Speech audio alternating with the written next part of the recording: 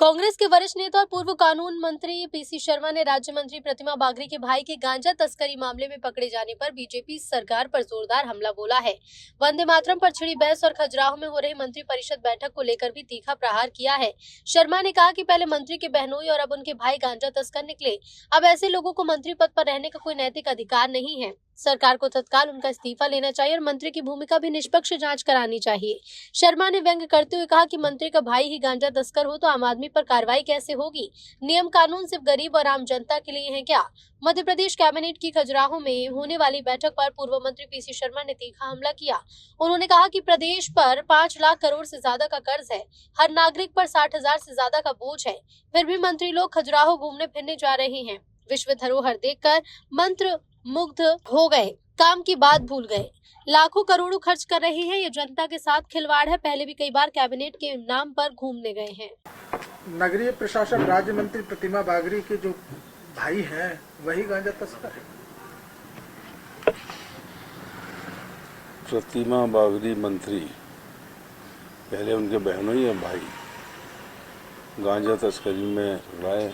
उसके पहले कुछ मंत्रियों के क्लोज लोग मध्य प्रदेश शासन के वो एमडी में पकड़ाए थे। जिस तरह से व्यापार ये नशीली चीज़ों का, चाहे वो दारू का हो, चाहे गांजे का हो, चाहे एमडी का हो, जो भी सरकारी तंत्र से जुड़े हुए लोग कर रहे हैं, उनको पद पे रहने का पहली बात कोई अधिकार नहीं है।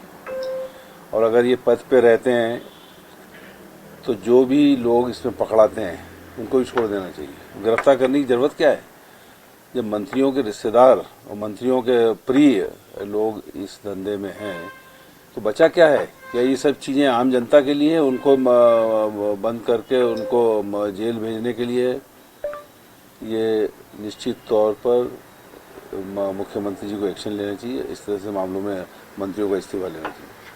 सर, देखा जाए तो कैबिनेट पूरी, ये प्रियंका गांधी ने सही कहा है, ये इनको दिख रहा है केवल बंगाल का चुनाव, चाहे वो कौन सा रही में जो मस्जिद बना रहा है वो बीजेपी का प्रायोजित बाबरी मस्जिद बनाई जो बात कर रहा है, जो टीएमसी का पूर्व विधायक हुमायूं कबीर, जिसको टीएमसी निकाल दिया, ये सब बीजेपी का एजेंडा है।